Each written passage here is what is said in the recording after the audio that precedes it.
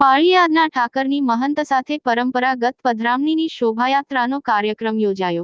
પૂર્વ પરંપરાગત રીતે કોઈપણ દેવસ્થાનના જગ્યાના મહંતની પધરામણી કરવાનો કાર્યક્રમ ઉજવવામાં આવે છે, ત્યારે છેલ્લા આશરે 14 વર્ષથી પાળીયાદ જગ્યાના મહંતની આ પધરામણીનો કાર્યક્રમ મોકૂફ રાખવામાં આવ્યો હતો। ત્યારે 14 વર્ષ પછી આ ઠાકરની મહંત સાથે પધરામણીનો કાર્યક્રમની ઉજવણી કરવામાં આવી હતી। ત્યારે બોટાદ ખાતે પાળીયાદના મહંત 1008 મહામંડલેશ્વર પૂજ્ય નિર્મળાબાની પધરામણીનો કાર્યક્રમ ધામધૂમપૂર્વક ઉજવવામાં આવ્યો હતો। ત્યારે આ પધરામણીના કાર્યક્રમની શોભાયાત્રા બોટાદ ખાતે ભાવિક ભક્તોની સાથે હાથી ઘોડા ઊંટ મોટરસાયકલ સાથે બોટાદમાં પધરામણી કરવામાં આવી હતી। આ શોભાયાત્રા બોટાદમાં પંજવાણી કાંટાથી લઈ ગઢડા રોડ સુધી યોજવામાં આવી હતી। આ શોભાયાત્રામાં પાળીયાદની વિહળાનાથની જગ્યાના ભક્તો જોડાયા હતા, તેમજ બોટાદના શહેરીજનો અને નાગરિકો આ શોભાયાત્રામાં જોડાયા હતા। આ પધરામણીની શોભાયાત્રા આનંદ ઉલ્લાસના વાતાવરણ સાથે બોટાદમાં યોજાઈ હતી।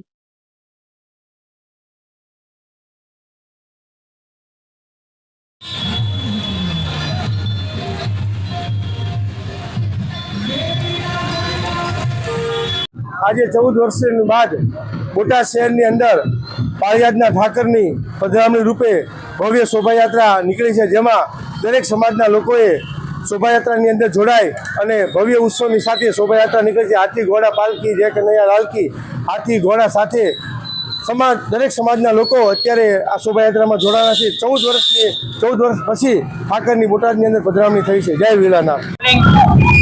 જય વિલાનાથ। આજ રોજ પૂજ્ય નિર્મળાબાની પધરામણી જ્યારે બોટાદના આંગણે છે, જ્યારે બોટાદ વિહળ પરિવાર દ્વારા ખૂબ જ ઉત્સાહ ઉમંગભેર આજ જે ભવ્ય શોભાયાત્રા આપ નિહાળી રહ્યા છો, એટલે 10 દિવસનો કાર્યક્રમ છે। બોટાદમાં પૂજ્ય બાની પધરામણી છે, ઘરે ઘરે પધરામણી થશે અને ખૂબ આનંદ અને ઉત્સાહભેર ખાસ કરીને 4 દિવસ 10 દિવસ દરમિયાન 4 દિવસ જે ભવ્ય લોક ડાયરો અને સાહિત્યનું પણ આયોજન કરેલું છે, એટલે આપ સૌ ખાસ પધારજો। અમારું ભાવભર્યું નિમંત્રણ છે અને પૂજ્ય નિર્મળાબા અને ખાસ આખી જે પરંપરા છે પાળીયાદની આપ જે શોભાયાત્રામાં નિહાળી રહ્યા છો, એ ખાસ આપ સૌને આમંત્રણ છે। જય વિલાનાથ।